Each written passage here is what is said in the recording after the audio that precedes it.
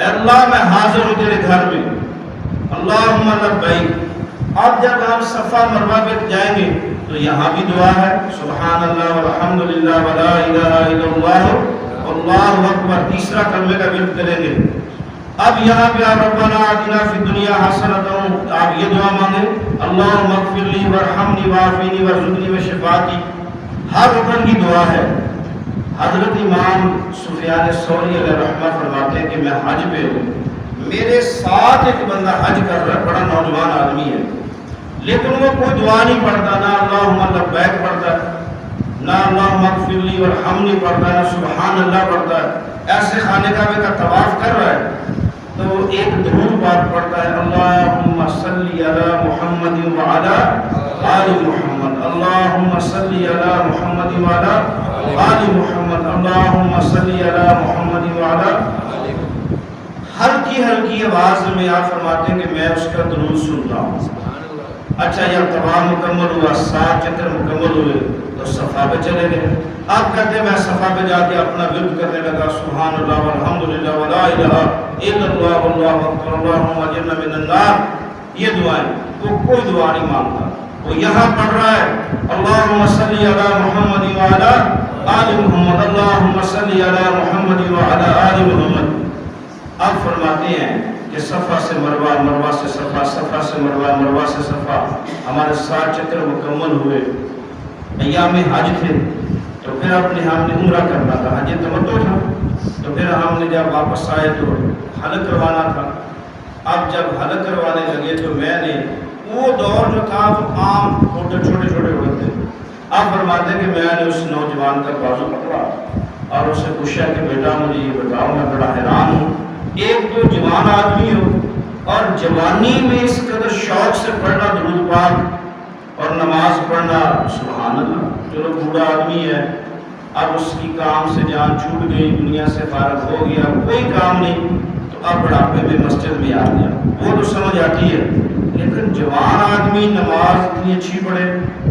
اللہ کا ذکر اتنا اچھا کرے تو یہ بڑی حیرانگی کی بات ہے۔ تو اس نے کہا کہ حضرت والا بات یہ ہے کہ آپ ماشاءاللہ طواف میں اللہم لبیک سب نے پڑھا، لوگ پڑھتے ہیں، لیکن میرے ساتھ ایک عجیب واقعہ ہوا، میں اپنی والدہ کے ساتھ حج پہ آ رہا تھا، ہم آئے تھے خراسان سے، حج کیا قافلہ پیدل تھا، پیدل میں سفر تھے، تو دوران حج میری والدہ کی طبیعت خراب ہو گئی، تو جو قافلہ تھا وہ نکل آیا، میں اپنی والدہ کو لے کے کہیں طبیب کو چیک کرواؤں، کسی ڈاکٹر کو دکھاؤں، لیکن میری والدہ کا انتقال ہو گیا۔ اب آ رہے تھے ہم حج پہ، حج کے پہنچنا تھا، جب میری والدہ کا انتقال ہوا تو میں بڑا پریشان ہوا، ایک تو مسافر ہوں، تنہا ہوں، اب میری ماں ہے، نہ میں ماں کو غسل دے سکتا ہوں، نہ میں ماں کو کفن دے سکتا ہوں، تو دفنا تو میں سکتا ہوں، یہ اکیلا آدمی ہوں۔ اب ایک مسلمان مومنہ عورت، ایک مسلمان مومن مرد، ان کو بغیر جنازے کے دفنانا یہ بھی امت پر گناہ ہے۔ اب مسلمان مرد عورت کو بغیر کفن کے دفنانا یہ بھی امت کے اوپر گناہ ہے، چاہے ایک بندہ جنازہ پڑھے چاہے کوئی بھی نہ پڑھے، لیکن کم از کم جس کے پاس بھی میت دریا میں، سمندر میں جیسے بھی میت مل جائے، اسے اپنی طرف سے کوشش کرے، چاہے وہ ہڈیاں ہوں چاہے جیسے بھی ہو، اس کو کفن دیا جائے، اس کو غسل دیا جائے، قبر میں دفنا دیا جائے۔ یہ سب چیزیں جو زندہ لوگ ہیں ان پر اللہ کی طرف سے فرض ہیں۔ کیا ہے؟ فرض ہے۔ جنازہ اس لیے فرمایا کہ جنازہ کبھی نہ چھوڑیں، جہاں بھی گلی محلے میں جنازے پہ پہنچ جائیں، کیوں اللہ نہ کرے اگر کوئی بھی نہ گیا تو قیامت کے دن سب کو سزا ملے گی اس کی۔ اب وہ کہتے ہیں کہ جی میں اکیلا آدمی، ماں فوت ہوگی، عورت ہے، میں غسل نہیں دے سکتا۔ اب کہتے ہیں کہ جب میں نے اپنی ماں کے چہرے سے کپڑا اٹھا کے دیکھا، پہلے فوت ہوئی تو کپڑا رکھ دیا، تو اب ماں کی یاد ستاتی ہے تو میں نے اپنی ماں کے چہرے سے کپڑا اتارا، تو میں نے کیا دیکھا کہ میری والدہ کا جو چہرہ ہے وہ اس قدر سیاہ ہو گیا کہ جیسے رات سیاہ ہے، شکل اس کی خوفناک ہو گئی، پیٹ میری والدہ پر بڑا ہو گیا۔ اب میں انتظار میں ہوں کہ کیا کروں، کوئی قافلہ بھی نہیں آ رہا، حج کا سیزن ہے، خدا جانے قافلے ادھر سے گزریں گے ادھر سے گزریں گے، گزر گئے ہیں، قریب آ جانے والا ہے۔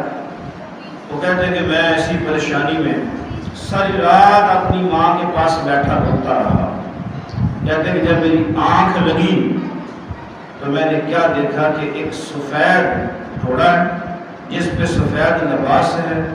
سر کے اوپر ایک دستار ہے، وہ سوار آیا، میری والدہ کے پاس آ کے گھوڑا کھڑا کیا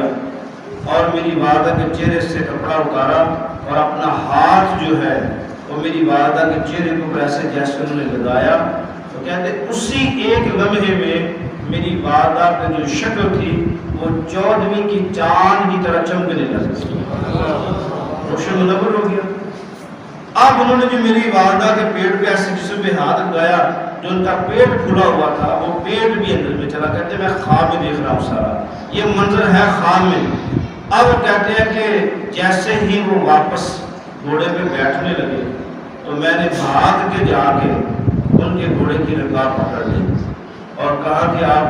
تعارف تو کروائیں، میرے مرسل کون ہے آپ؟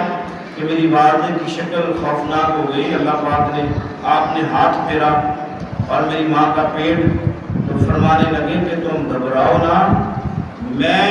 تمہارا اور تمہاری والدہ کا نبی ہوں جس کا نام محمد صلی اللہ علیہ وسلم۔ اور یہ واقعہ فضائل اعمال میں مولانا زکریا سہارنپوری میں بڑی ڈیٹیل کے ساتھ فضائل حج میں یہ واقعہ لکھا ہے۔ اب وہ کہتے ہیں کہ جی میں تو رسول اللہ صلی اللہ علیہ وسلم کے ترجمان میں چمٹ گیا، یا رسول اللہ، فرمایا کہ تمہاری جو والدہ ہے یہ میں محمد پہ درود پڑھا کرتی تھی، تو یہ نہیں ہو سکتا کہ میرا جو امتی مجھ محمد پہ درود پڑھے تو میں محمد مشکل میں کام نہ آؤں۔ اب فرمایا کہ یا رسول اللہ میں اکیلا ہوں، فرمایا گھبراؤ نہ، جیسے ہی صبح سورج طلوع ہوگا، سورج نکلے گا، ایک قافلہ جو ہے وہ حج کا وہ تمہارے پاس پہنچ جائے گا، ان کی منظر وہ رات کے چلے ہوئے ہیں، یہاں صبح سورج کے وقت تمہارے پاس پہنچ جائیں گے اور وہ لوگ تمہاری والدہ کو غسل بھی دیں گے، کفن بھی دیں گے، اس میں ایک بہت بڑا جیت عالم دین ہے وہ جنازہ بھی پڑھائے گا۔ اب تم ایک کام کیا کرو، اٹھتے بیٹھتے سوتے جاگتے میں محمد پہ درود بھیجا کرو، جس طرح آج تمہاری والدہ پہ مشکل بنی تو میں پہنچ گیا ہوں، جو میں محمد پہ درود بھیجے گا میں قیامت تک پہنچتا ہوں۔ سبحان اللہ، سبحان اللہ۔ اب آپ فرماتے ہیں کہ حضرت امام سفیان ثوری فرماتے ہیں کہ میں نے ان سے پوچھا کہ کیا رسول اللہ صلی اللہ علیہ وسلم نے کوئی خاص درود بھی بتایا تھا؟ انہوں نے کہا ہاں، انہوں نے جو درود پاک بتایا تھا وہ خاص ہی درود پاک تھا۔ تو میں نے پھر عرض کیا کہ یا رسول اللہ کیا درود وہ بندہ کہتا ہے، یا رسول اللہ میں کیا پڑھا کروں؟ فرمایا کرا اٹھتے بیٹھتے سوتے جاگتے چلتے پھرتے میں محمد پہ درود اس طرح پڑھا کرو، اللہم صلی علی محمد وعلی آل محمد، اللہم صلی علی محمد وعلی آل محمد، اللہم صلی علی محمد وعلی آل محمد۔ تو اس نے کہا کہ جناب حضرت والا اسی لیے میں خانہ کعبہ کے طواف میں صفا اور مروہ پہ جہاں جہاں بھی منا ہے، مزدلفہ ہے، مصطفیٰ ہے، جہاں جہاں بھی ارکان حج ہے میں کوئی اور لفظ نہیں پڑھتا، میں یہ درود اس لیے پڑھتا ہوں کہ یہ پڑھنے کا حکم مجھے رسول اللہ نے دیا کہ جس درود سے میری والدہ کا اتنا بڑا مسئلہ حل ہو گیا۔ تو عزیزان محترم، حضرت سیدنا امام حسین علیہ السلام کی جو ایام یہ شہادت ہے، اللہ مجھے بھی اور آپ کو بھی ساری زندگی عشق حسین نصیب فرمائے۔ میرے آقا نے فرمایا من احب شیئا اکثر ذکرہ، آخری 8-9 منٹ میرے آپ کے پاس ٹائم ہے، فرمایا من احب شیئا اکثر ذکرہ، جس بندے کو جس کے ساتھ محبت ہوگی، جس بندے کو جس کے ساتھ محبت ہوگی وہ اٹھتے بیٹھتے اس کا ذکر کرے گا۔ ایسی بات ہے کہ نہیں ہے؟ ذرا میرے طرف منہ کریں، ایسی بات ہے۔ میں کوٹ مٹھن شریف میں 2-4 سال پہلے کی بات ہے، وہاں پہ ہم حاضر ہوئے تو جس بندے کے پاس ہم حاضر ہوئے وہ بندہ ککڑ باز تھا، اور اس علاقے میں یہ لعنت بڑی لعنت ہے ککڑ بازوں کی۔ اب ہم نے کھانا کھایا اور اس کے بعد بیٹھ گئے، وہ بندہ جو تھا اس کے پہلی اور بھی ککڑ باز آ گئے، تو اب وہ ساری رات اپنے جو ککڑ ہیں ان کی تعریف کرتے رہے. وہ کوئی کہے کہ میں نے وہ فلانا بچہ وہاں سے لیا, وہ فلانا کہنے لگا میں نے وہاں سے لیا. تو جس بندے کو جس سے محبت ہوگی, کوئی آپ کتے رکھنے والوں کو دیکھ لیں, جو ان کے پاس کتا ہوگا وہ سارا دن اس کی تعریف کرتے رہیں گے, جس کے پاس بٹیرے ہوں گے وہ اس کی بھی تعریف کرتے رہیں گے. حالانکہ جو جس کی تعریف کرے گا جب مرے گا قیامت کے دن اس کے ساتھ ہوگا. جس کی تعریف کرے گا, جس کی بھی تعریف کرے گا. مثلا کسی نے ساری زندگی بھٹو کے نعرے لگائے, نواز شریف کے نعرے لگائے, زرداری کے نعرے لگائے, عمران خان کے نعرے لگائے, جو جس کے بھی نعرے لگائے گا تو جہاں وہ جائے گا جس کے نعرے لگائے, جہاں وہ جائے گا